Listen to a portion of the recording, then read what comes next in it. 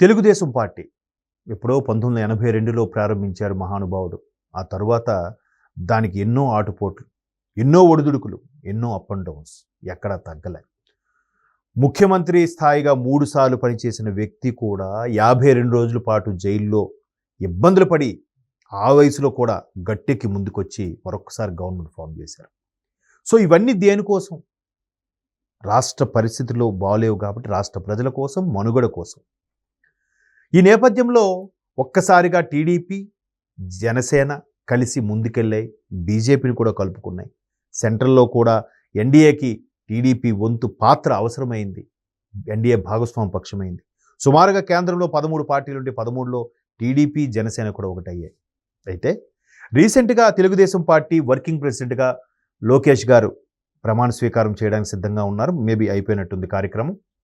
అయితే ఈ నేపథ్యంలో జాతీయ టీడీపీ జాతీయ కార్యవర్గం సభ్యులు, అలాగే పాలిట్ బ్యూరో సభ్యులకు సంబంధించి కూడా కొంతమంది ఎంపిక చేసి, ఎవరైతే ఈ ఎన్నికల్లో కానీ సార్వత్రిక ఎన్నికల్లో వాళ్ళు ఇబ్బందిగా ఉన్నారో వాళ్ళకి ఎవరికైతే అవకాశం లేదో అటువంటి వాళ్ళకి ఇక్కడ సీనియర్స్కి వాళ్ళకి అవకాశం ఇవ్వడం, వాళ్ళందరితో కలుపుకుపోవడం.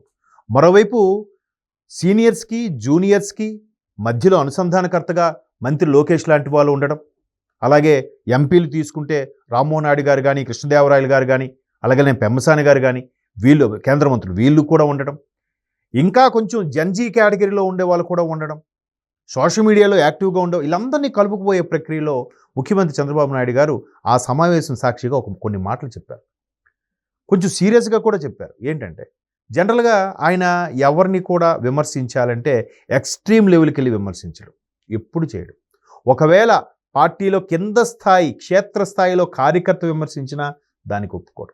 మీరు కావాలంటే ఒకసారి బిఫోర్ 24 ముందు 23లో వచ్చిన మహానాడు సమావేశం చూస్తే ఇలాగే 2-3 తమ్ముళ్ళు కార్యకర్తలు ఆవేశంతో, ఉత్సాహంతో జగన్మోహన్ రెడ్డి గారిని, వైకాపాని దుయ్యబట్టేకరంగా కొంచెం ఎక్స్ట్రీమ్ లెవెల్కి వెళ్ళి విమర్శించారు. వెంటనే ఆయన మైక్ తీసుకొని, తమ్ముళ్ళు అలా వద్దు, రాజకీయ పరంగా పార్టీ పరంగా విమర్శించండి అంతే, వ్యక్తిగతంగా విమర్శించొద్దని చెప్పాడు. అదే అక్కడ తీసుకుంటే పక్క నుంచి మైకులు చెప్తారు, చంద్రబాబు నాయుడు తిట్టండి, లేదా లోకేష్ గారిని తిట్టండి, పవన్ కళ్యాణ్ గారి ఫ్యామిలీ గురించి మాట్లాడండి, ఇదే చెప్తారు. ఇక్కడ ఆయన చెప్పట్లే. ఆ సందర్భంగానే ఆయన మరొకసారి చెప్పింది ఏంటంటే, అందరూ విమర్శించండి, ప్రభుత్వంకి ఎవరైనా అంటే తిప్పికొట్టండి, కానీ ఎక్స్ట్రీమ్ లీవ్కి వెళ్ళద్దు. ఇకపోతే ప్రభుత్వం కూటమి ప్రభుత్వం, కేంద్రంలో కూటమి, ఇక్కడ కూడా కూటమి. ఇక్కడ పవన్ కళ్యాణ్ గారు నేను కలిసి చాలా హ్యాపీగా పనిచేసుకుంటున్నాం. మా ఇద్దరి మధ్యన ఎటువంటి పొరపచ్చాలు లేవు. ఆయన అభిప్రాయం నేను గౌరవిస్తాను, నా అభిప్రాయం ఆయన గౌరవిస్తాడు. మేము అధ్యక్షులుగా ఉండి మేము కలుస్తున్నాడు, మీకేంటి, మీరు కలిసి పనిచేయండి.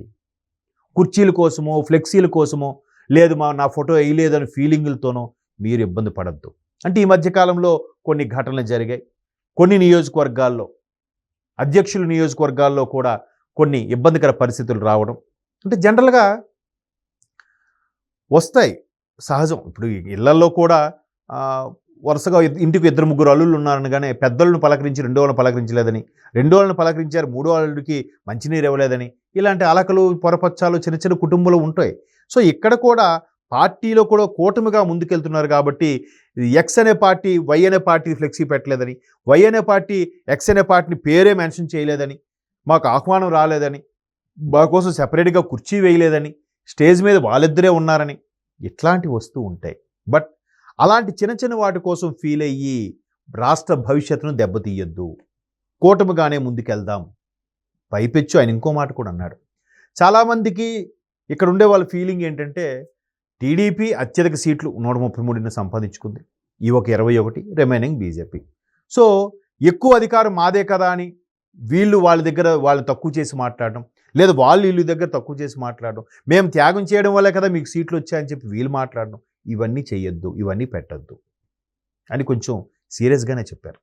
అలాగే బీజేపీ కేంద్ర పార్టీ ప్రాంతీయ పార్టీల హవాయి ఉంది, దానికి తక్కువగా ఉంది, మనం ఇవ్వడం వల్లే వచ్చాయనే ఫీలింగ్ కూడా పెట్టుకోవద్దు. కేంద్రంలో వాళ్ళు ఎక్కువ, మనం తక్కువ, మనకు అవసరమైనవి కూడా కేంద్ర ప్రభుత్వం నుంచి, భాజపా నుంచి అన్నీ వస్తున్నాయి. సో ఈ బేరీజ్ వేసుకొని మీరు నడుచుకోండి. ఇలా నడుచుకోవడం వల్ల చిన్న చిన్న ఫ్లెక్సీలకి, కుర్చీలకి ఇబ్బంది పడద్దు. కూటమిగా ముందుకెళ్తేనే మనకి భవిష్యత్తు ఉంటుంది, అభివృద్ధి ఉంటుంది, మన పార్టీకి మనుగడ ఉంటుంది. చూడండి ఎంత బాగా అంటే శుతిమెత్తగా చొరక పెడుతూనే ఒక్కొక్క నాయకుల్లో ఆ చిన్న ఉన్న ఫీలింగ్స్, విద్వేషాలు ఏవైతే అన్నీ కూడా రూపుమాపేలాగా మాట్లాడారు.